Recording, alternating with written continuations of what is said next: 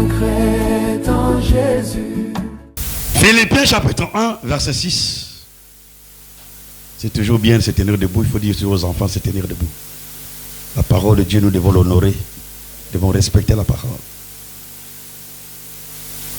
Alors, c'est bien de nous tenir debout pour lire la parole de Dieu. Philippiens chapitre 1, le verset 6. Je suis persuadé que celui qui a commencé en vous cette bonne œuvre la rendra parfaite pour le jour de Jésus-Christ. Que le Seigneur ajoute ses bénédictions à sa parole. Vous pouvez vous asseoir s'il vous plaît. Cette écriture nous console énormément. Cette écriture est une écriture de consolation. Cette écriture nous démontre que quand Dieu commence quelque chose, il va toujours l'achever. Dieu achèvera ce qu'il a commencé. Il va toujours l'achever. Chez Dieu, il n'y a pas de chantier inachevé. Chez Dieu, il n'y a pas de travaux inachevés. Chez Dieu, c'est toujours des travaux achevés. Dieu commence et il va jusqu'à l'achèvement. Il ne s'arrête pas en chemin. Il dit ici, celui qui a commencé, celui-là qui a commencé en vous, pas quelqu'un d'autre, en vous. En vous, cette bonne œuvre la rendra parfaite pour le jour de Jésus-Christ. Là, il s'agit de l'œuvre de la rédemption dans l'homme. C'est ce que nous avons commencé à voir depuis mardi. L'œuvre de la rédemption, le rachat, a été accompli à Golgotha. Jésus, par son sang, a accompli l'œuvre du rachat à Golgotha. Donc le rachat a déjà été accompli. Le salut a déjà été accompli. Le salut a déjà été accompli, mon frère. A déjà été accompli, ma soeur. Aujourd'hui, tu dois seulement accepter. Accepter le salut pour que le salut vienne maintenant en toi. Mais c'est déjà accompli. La guérison est déjà accomplie. La délivrance est déjà accomplie. Si quelqu'un veut la délivrance ce soir, il l'obtiendra. Parce que c'est déjà fait. C'est déjà accompli. Alors Dieu veut que l'œuvre de la rédemption qui a été accomplie sur la croix au calvaire s'accomplisse aussi dans l'homme. Là c'est important. Tant que tu n'acceptes pas Jésus, l'œuvre de l'achat ne te concerne pas. L'œuvre de la rédemption ne te concernera pas. Il faut que nous acceptons Jésus. C'est quand tu acceptes Jésus que l'œuvre qui a été accomplie à Golgotha, Dieu commencera maintenant cette œuvre-là aussi en toi. Voici pourquoi la Bible dit, je suis persuadé que celui qui a commencé en vous cette bonne œuvre la rendra parfaite. Et nous avons vu mardi que l'œuvre de la rédemption dans l'homme commence par le pardon des péchés. Dieu commence par nous pardonner nos péchés. Par son sang versé à Golgotha, il pardonne ton péché. Peu importe ce que tu as fait dans ton passé. Même si tu étais un assassin. Même si tu étais un voleur. Même si tu étais un meurtrier. Peu importe ce que tu as fait dans ton passé. Aujourd'hui, tu as la possibilité d'accepter Jésus. Et tes pendules reviennent à zéro. Parce que quand Jésus te pardonne, quand Jésus pardonne, il te justifie également. Donc, le départ, c'est le pardon des péchés. C'est la justification par la foi. Dieu te justifie, oh, et il te voit maintenant comme si tu n'avais jamais péché. Frères et sœurs, si nous allons aujourd'hui en enfer, c'est notre propre faute. Le salut a déjà été accompli et le salut a été rendu accessible à tout le monde. Que ce soit les hommes, que ce soit les femmes, le salut est accessible. Même ce soir, si quelqu'un désire le salut ce soir-là, je ne dis pas demain, je dis ce soir. Donc aujourd'hui, si tu l'acceptes là, tu te répands, tu demandes pardon. Il va venir là aussi ce soir. à l'instant même, il va te pardonner. Et quand il te pardonnera, en même temps, il va te sauver. Le pardon des péchés va de pair avec le salut. Il te pardonne et il te sauve. Donc ce soir, si tu te repens sincèrement, tu as été touché à ton cœur, tu viens ici, tu te repens, tu acceptes Jésus-Christ, tu te repens de ton péché, Jésus va te pardonner sur place. Et il va te sauver là, ce soir. Et quand tu rentreras à la maison, tu rentreras comme un homme sauvé. Un homme sauvé. L'œuvre commence dans l'homme par le pardon des péchés. Ensuite, la deuxième étape, c'est la nouvelle naissance. La nouvelle naissance nous conduit à avoir un nouveau cœur, un nouvel esprit. C'est à la nouvelle naissance que nous devenons des enfants de Dieu. Amen. Si tu veux devenir enfant de Dieu, nais d'abord. Tu dois d'abord naître. Ce n'est pas par la naissance naturelle. Par la naissance naturelle, tu es enfant d'homme. Tu es le fils d'un homme. Tu es la fille d'un homme. Mais par la naissance spirituelle, tu es fils de Dieu. Tu es fille de Dieu. À la nouvelle naissance, nous devenons enfants de Dieu. Il faut la nouvelle naissance. Donc quand nous sommes repentis, Dieu nous a pardonné. Nous sommes allés aux eaux du baptême, ne restons pas à la maison. Continue à persévérer maintenant dans l'enseignement. Tu viens écouter la parole et tu naîtras de nouveau. Et lorsque tu es né de nouveau, tu es un candidat au baptême du Saint-Esprit. À la nouvelle naissance, nous recevons la vie de Dieu. Nous recevons la vie éternelle. La Bible dit, Dieu a tant aimé le monde qu'il a donné son Fils unique, afin que quiconque croit en lui ne périsse point, mais qu'il ait la vie éternelle. La vie éternelle, nous la recevons à la nouvelle naissance. À la nouvelle naissance, nous avons la vie éternelle. Et à la nouvelle naissance, nous recevons l'Esprit de Dieu. Nous recevons l'Esprit de Christ. C'est le nouvel esprit qu'il place en toi. Il va te donner un nouvel esprit. C'est l'Esprit de Dieu. Vous savez, au baptême du Saint-Esprit, ce n'est pas un nouvel esprit que tu vas recevoir. C'est la puissance. Le Saint-Esprit, c'est la puissance. Et quand tu reçois la puissance de Dieu, alors tu deviens témoin de Jésus. Témoin de Christ. Tu peux parler de Christ. Tu peux chanter à son honneur. Tu peux glorifier Dieu. Normalement, nous sommes en ordre avec Dieu. Nous sommes dans les bonnes dispositions avec Dieu quand nous recevons la puissance de Dieu. Le baptême du Saint-Esprit. C'est alors que nous pouvons prêcher la parole. C'est alors que nous pouvons chanter même pour lui. Et je vous dis, même les offices dans la maison de Dieu, il faut d'abord expérimenter le baptême du Saint-Esprit. Donc l'œuvre de la rédemption dans un homme commence par le pardon des péchés, ensuite la nouvelle naissance, et ensuite le baptême du Saint-Esprit. Et là, tu es sauvé et tu as reçu le scellement, pas dans ton corps, mais dans ton âme. Alléluia! Tu es sauvé dans ton âme. Aujourd'hui, vous qui avez accepté Jésus, vous qui avez déjà accepté Jésus, vous êtes sauvés. Frères, vous êtes sauvés. Mes soeurs, vous êtes sauvés. Mais dans votre âme, l'âme est sauvée.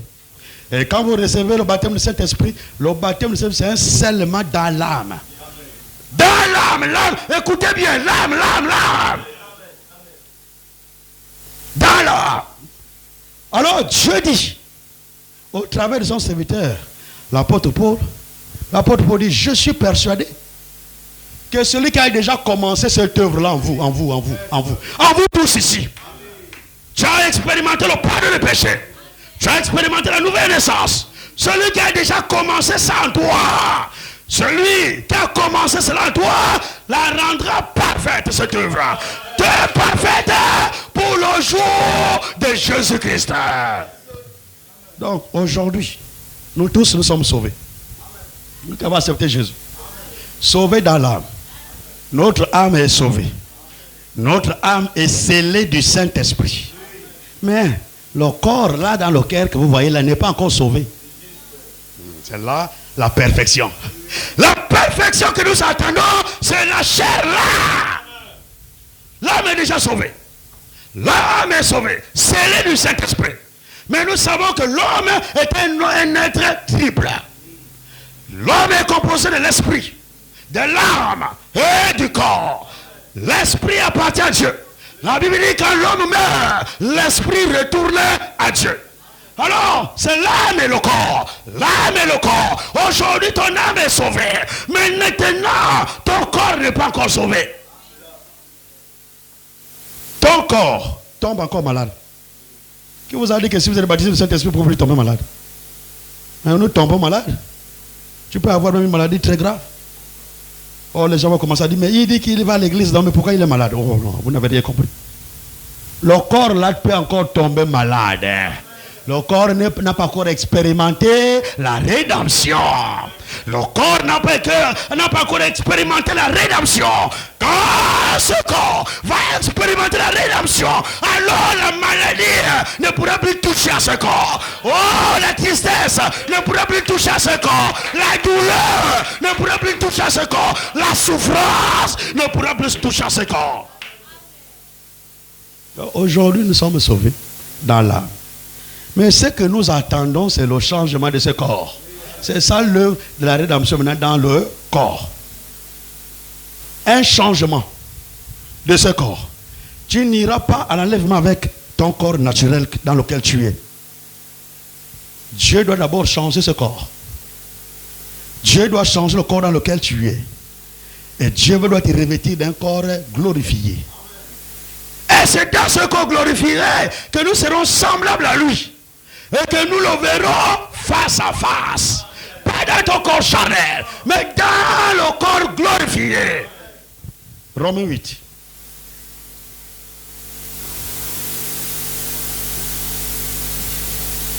Frères et sœurs, vous êtes sur la bonne marche. Il a déjà commencé. Rassurez-vous, il va terminer. Rassurez-vous, il va achever. De la même manière qu'il a commencé l'œuvre de la création. Et il a achevé. De la même manière aussi, l'œuvre de la rédemption. C'est lui qui a commencé. Et c'est aussi lui qui achèvera. Soyez rassurés. Il va achever. Romains 8.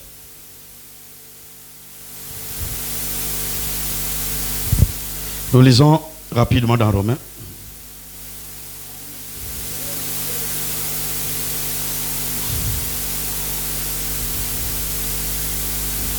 Romains 8, nous lisons le verset 22.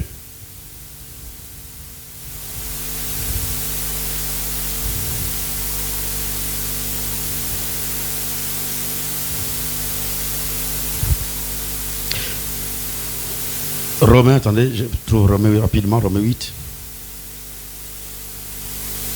Romains 8, verset 22.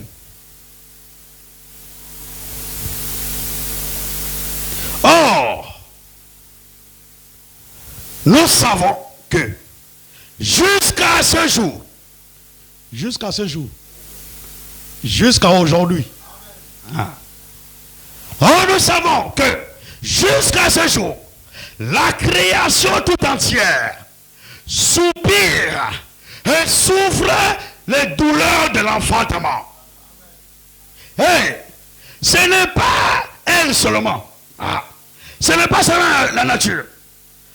Ce n'est pas elle seulement. Mais nous aussi, qui avons les prémices et l'esprit, nous aussi, nous soupirons en nous-mêmes en attendant l'adoption, la rédemption de notre corps.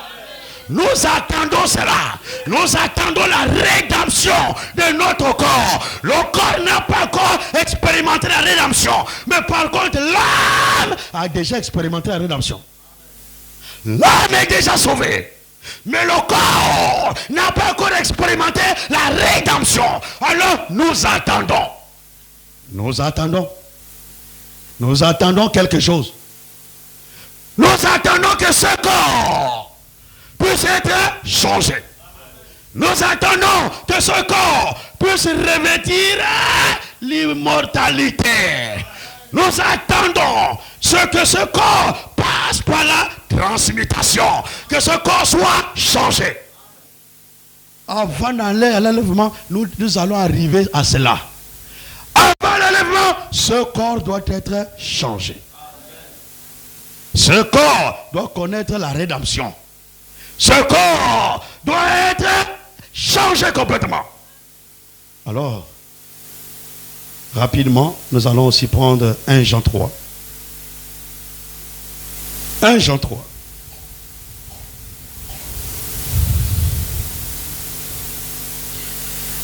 « 1 Jean 3, à partir du verset 1er. 1 Jean chapitre 3, verset 1er. Voyez quel amour le Père nous a témoigné. Ah. Aïe, aïe, aïe. Voyez quel amour le Père nous a témoigné. Pour que nous soyons appelés enfants de Dieu. Mais il a déjà commencé une bonne œuvre en toi. Tu es enfant de Dieu aujourd'hui. Aujourd'hui, tu es enfant de Dieu. Ne refuse pas cela. Si tu n'es pas encore enfant de Dieu, là, il y a un souci. Il faut que tu commences d'abord à naître. Il faut la naissance. Pour que nous soyons appelés enfants de Dieu. Ah, j'aime bien l'écriture là. Nous le sommes. Nous le sommes. Non, nous sommes enfants de Dieu. Est-ce que tu es enfant de Dieu, ma soeur? Est-ce que tu es enfant de Dieu, mon frère? Oh, confesse cela à Satan. Dis à Satan, je suis enfant de Dieu. Oui. Satan a peur des enfants de Dieu. Quand il vient là, tu dis, Satan, je suis enfant de Dieu. Il faut lui dire souvent ça. Vous savez, quand Satan vient, la première chose qu'il veut te faire renier, c'est toi-même. Il veut te faire renier que tu es enfant de Dieu. Et tu vas commencer à dire, ah, moi aussi, est-ce que je suis enfant de Dieu? Les choses que j'ai fait là, les bêtises là, est-ce que je suis vraiment enfant de Dieu? Quand tu vas te renier toi-même, c'est là où il va te gagner. Mais quand tu dis, peu importe ce qu'il te dit, tu dis, je suis enfant de Dieu. Alors, Satan ne pourra pas résister devant toi. Enfant de Dieu ne veut pas dire que tu ne peux pas tomber. Enfant de Dieu ne veut pas dire que tu peux faire les erreurs. Enfant de Dieu ne veut pas dire la perfection. Mais nous attendons la perfection. La perfection de ce corps. Ce corps va connaître la perfection. Et nous serons changés. Nous expérimenterons la transmutation de ce corps. Il a dit, soyez parfaits. Comme votre Père Céleste est parfait. Nous arriverons. Et je vous dis, ce n'est même plus loin. C'est imminent. C'est dans bientôt. Je veux bientôt commencer à perdre cet état de chair. Je veux commencer à perdre ce corps d'humiliation. Et je vais revêtir un corps glorifié. Un corps qui n'est pas sujeté à la pesanteur. Ce corps est trop lourd. Le corps qui m'attend là-bas, c'est un corps léger. Ce corps-là, je n'aurai plus faim. Je n'aurai plus la souffrance. Pas de maladie. Oh, dans ce corps-là, pas de soif. Dans ce corps-là, tu ne connais pas de distance. Dans ce corps, oh, c'est merveilleux. C'est un corps naturel mais changé. Le corps glorifié est à la fois physique et spirituel. Quand tu veux toucher, tu touches quelque chose. Quand tu veux disparaître, tu disparais. Quand tu veux manger, tu manges. Et on ne mange pas parce qu'on a faim. On mange parce qu'on veut seulement manger. Alléluia. Alléluia. Je vous dis ce soir, quand nous monterons là-bas, quand nous allons manger au souper du noce l'agneau, quand nous allons manger avec Abraham, avec tous les saints de l'Ancien Testament, nous n'allons pas manger parce que nous avons faim. Hey. Nous n'allons pas manger à cause de la faim. Ce corps dans lequel nous serons n'expérimente pas la faim. Mais nous mangeons parce que c'est l'écriture.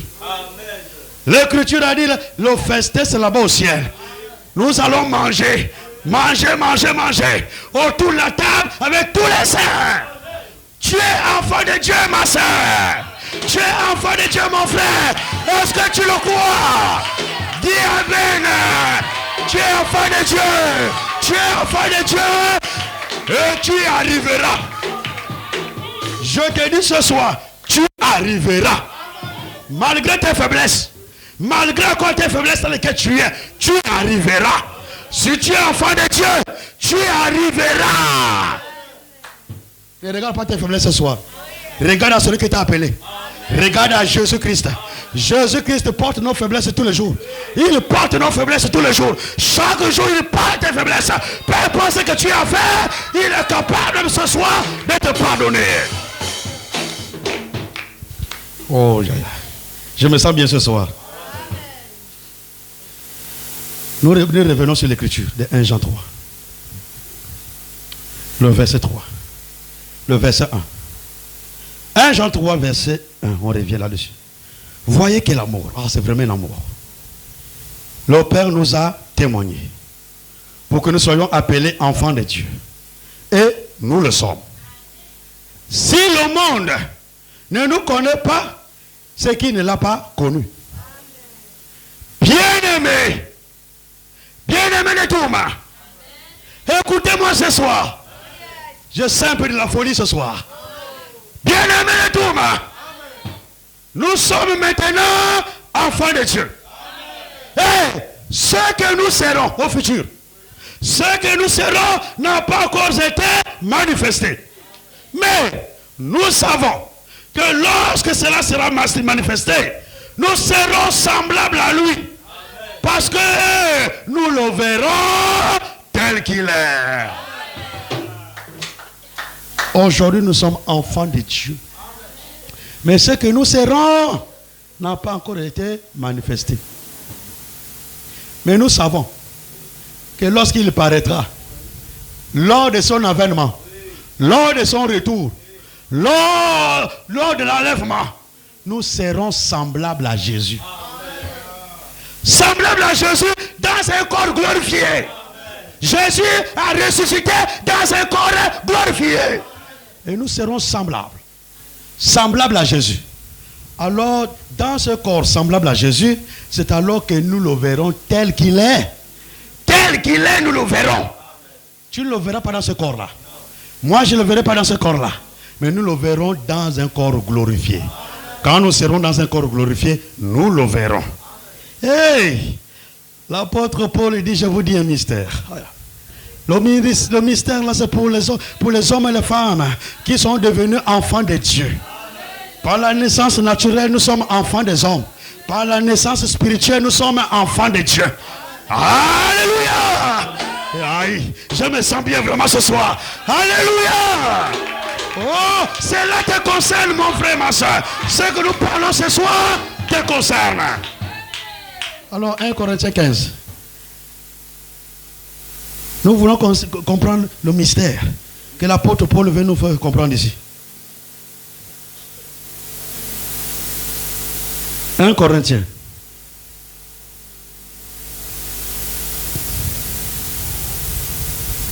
« 1 Corinthiens 15.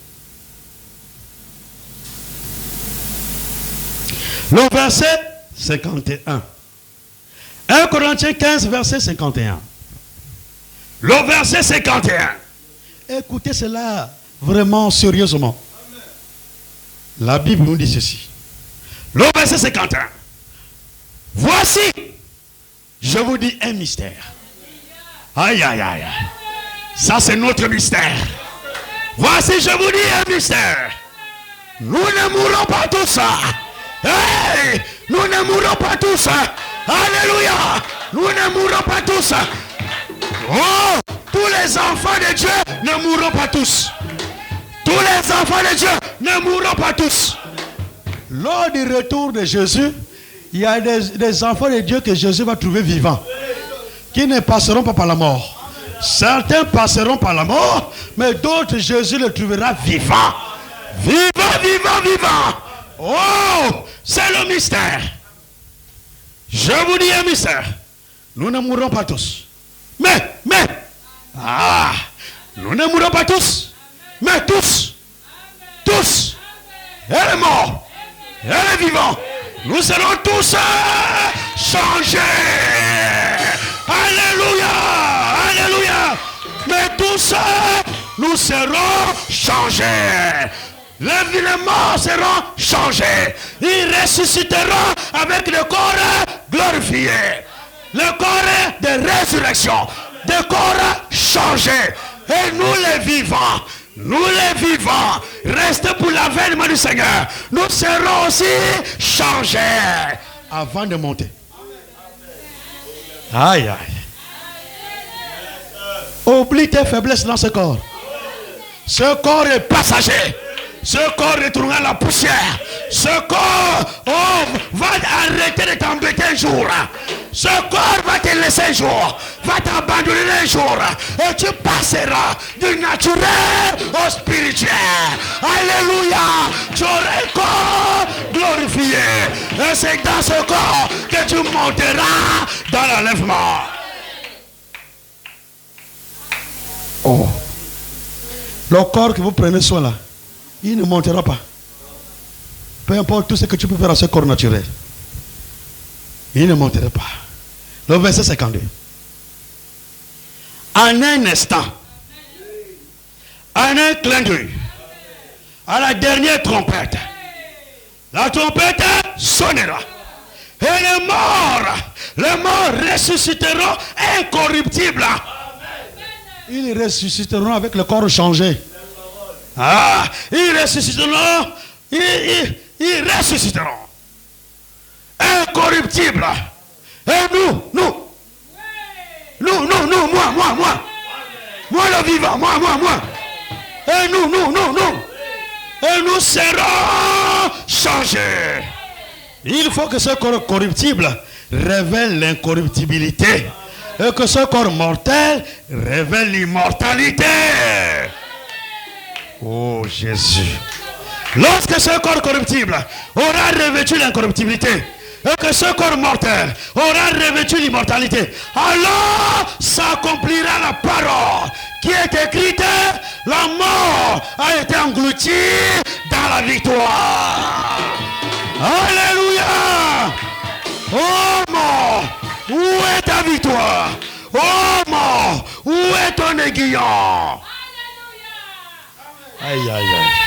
Merci Seigneur. Ça c'est la victoire totale de Golgotha. Totale. La victoire totale. Aujourd'hui nous avons la victoire de Golgotha.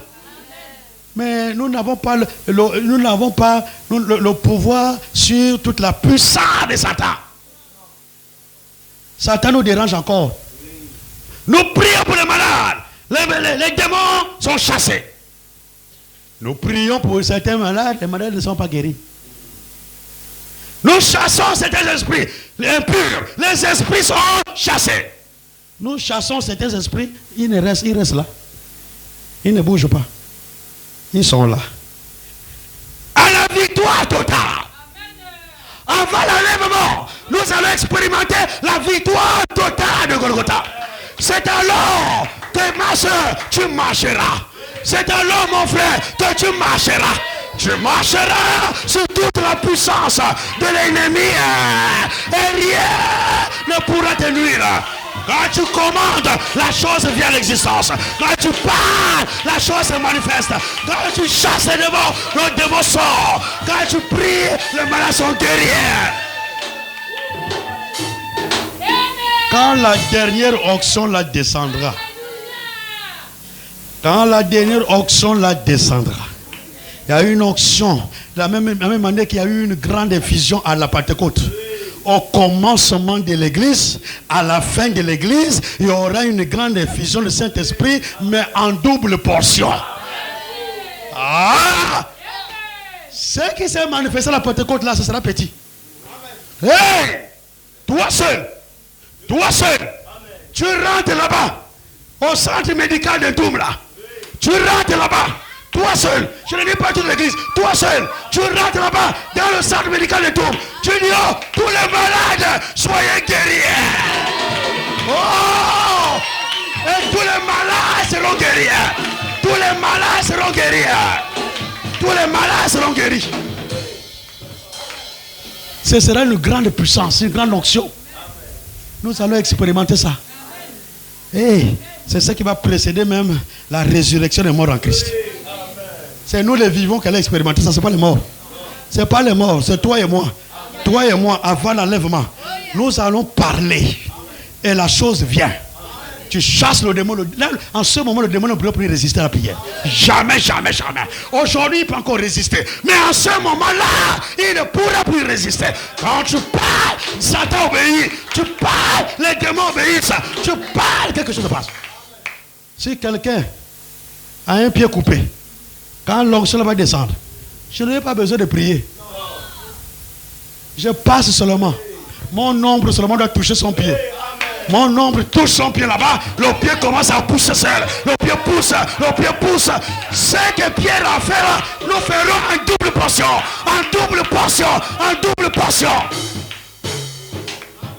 À ce temps-là, quand je marcherai dans les rues, quand je dis seulement Jésus-Christ vous aime, les gens viennent, ils touchent ma sueur. Quand ils touchent seulement, c'est la guérison instantanée.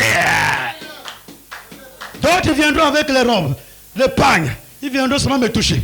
Quand ils vont toucher, ils amènent sur leur malade, leur personne là qui est malade. Ils touchent la personne est guérie. Une grande onction. Ce que l'apôtre Paul a fait là, c'est petit. Vous savez que dans Acte 19, il y a les gens qui venaient avec les mouchoirs pour toucher l'apôtre Paul. Et quand il allait toucher celui qui était malade à la maison, la personne recevait la guérison. Mais avec toi et moi, ce sera en double portion. Oh, c'est merveilleux quand je pense à ça. Alors, ça va précéder l'enlèvement. Il y aura une grande onction dans l'église. L'église épouse une grande onction. Alors, c'est alors qu'après cela, ce n'est pas notre sujet de ce soir. Je ne rentre pas tout dans les détails. Nous aurons les détails de 5 jours. C'est ce que la Bible appelle la pluie de la première et de l'arrière-saison. Les deux pluies mélangées. Les deux pluies ensemble. Nous allons expérimenter cela. Et alors, après ces choses-là, que nous allons expérimenter la victoire totale sur Satan et ses démons, alors nous connaîtrons ce qu'on appelle la résurrection des morts en Christ. Lors de l'enlèvement, Jésus quittera le ciel et n'arrivera pas sur la terre. Nous allons prêcher en détail sur ça prochainement, sur l'enlèvement. Il s'arrêtera dans les airs. Dans les airs là-bas. Et la Bible dit, un signal donné. Quand il sera dans les airs, il descend dans les airs pour venir prendre son épouse. Il attend dans les airs, comme Isaac attendait Rebecca dans les plaines. Isaac n'est pas allé là-bas chercher Rebecca chez elle là-bas.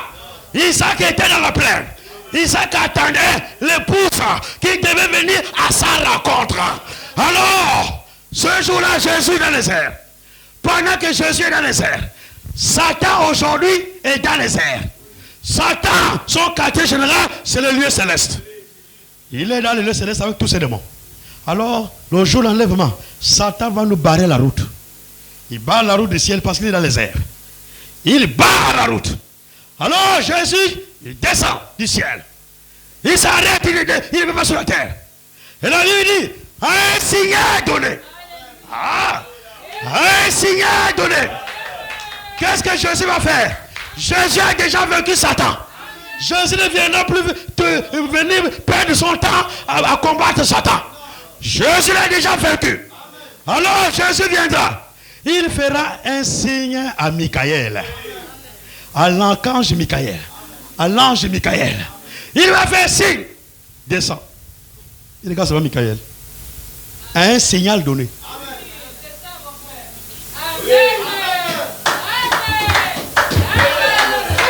Le signal.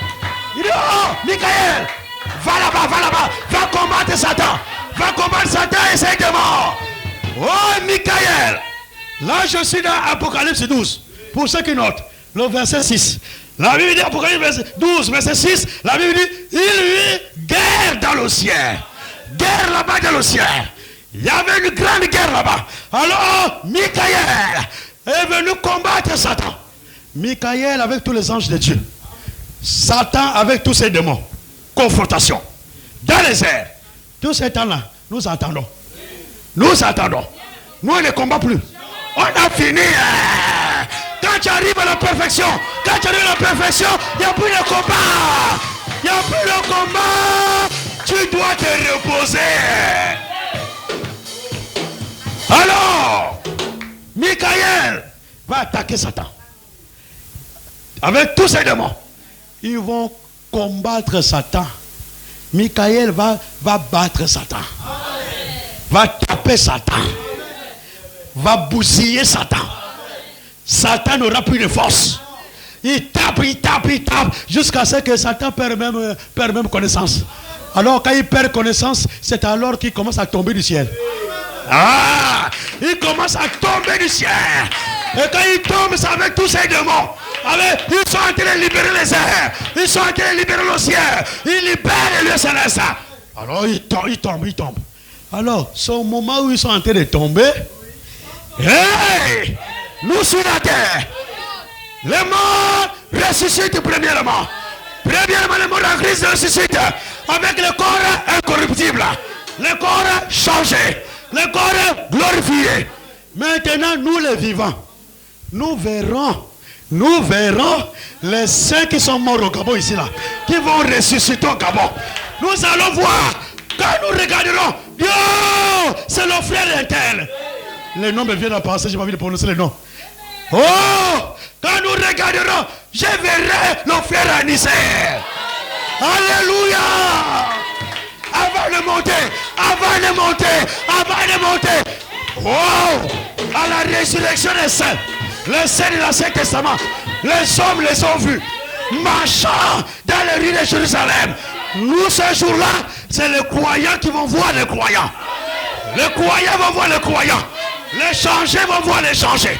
Alors, ce jour-là, les morts en Christ qui vont ressusciter, nous allons les voir. Tu vas reconnaître le frère. Tu vas reconnaître la soeur. Non, mais c'est la soeur telle.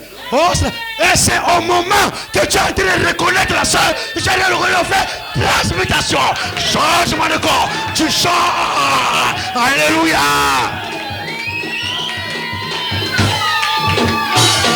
Oh, au moment où tu reconnais, oh, c'est le frère Anissé. Toi-même tu changes. Changement de corps. Tu prends le corps glorifié. Le corps comme le frère de mort, les frères et les soeurs qui sont morts en Christ ressuscités. Et ils ressuscitent avec le corps glorifié. Nous aussi changer corps glorifié. Alors, Satan descend. Quand Satan descend, la Bible dit maintenant, au son de la trompette de Dieu.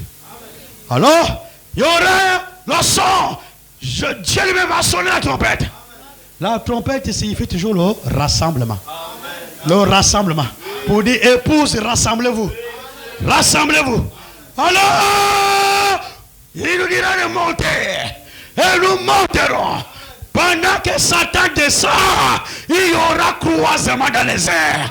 Satan descend, l'épouse monte. Alléluia. Satan essaie de descendre. Nous montons. Croisement dans les airs. Personne ne touche l'autre. Moi je passe mon chemin. Satan essaie de me passer son chemin. Chacun passe son chemin. Alors nous monterons dans le corps glorifié. Et quand nous monterons, Jésus sera là pour nous accueillir. Oh, dans les airs. Il va nous recevoir. Et quand il nous reçoit, il dit, allons-y maintenant.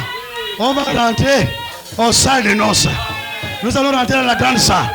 Nous rentrons dans la salle de noces. La salle de mariage. Ici, nous sommes fiancés à Christ. Là-bas, c'est le mariage. C'est le mariage.